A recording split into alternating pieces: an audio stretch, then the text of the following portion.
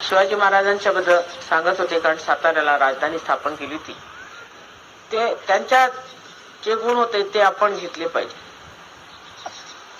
त्यांच्यातला विशेष गुण असा होता की त्यांच्यात कोणतेच दोष नव्हते. जे आपल्या माणसामध्ये दोष असतात, कोणाला कशाची सवय, कोणाला कशाची लत, कोणाला काहीतरी वेड्यासारखे एखाद्याच्या मागे लागले तर लागले. त्याच्यावर हे सिद्ध होतं की ते अंशावतार होते.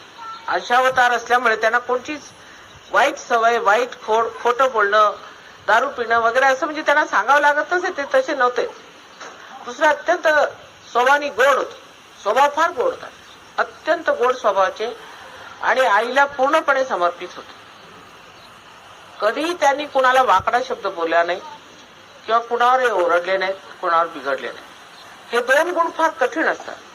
जेव्हा मनुष्याला इतकं आईचं वरदान असतं आणि इतकंच नव्हे, त्या वरदानामध्ये एक महत्वही येतं, कारण ते महाराज होते, पण तरी सुद्धा स्वभावामध्ये अत्यंत गोडवेपणा होता आणि स्वतःबद्दल शिष्टपणा नव्हता की मी राजा आहे आणि हे गोरगरीब आहेत किंवा हे मावळे आहेत, त्यांच्याशी कसं बोलायचं. त्यांच्याबरोबर बसायचं, त्यांच्यावर भाकरी खायची, कांदा भाकरी त्यांच्यावर मजेत खात. ज्यांनी काही कार्य केलं त्याचं केवढं महत्व करत असत.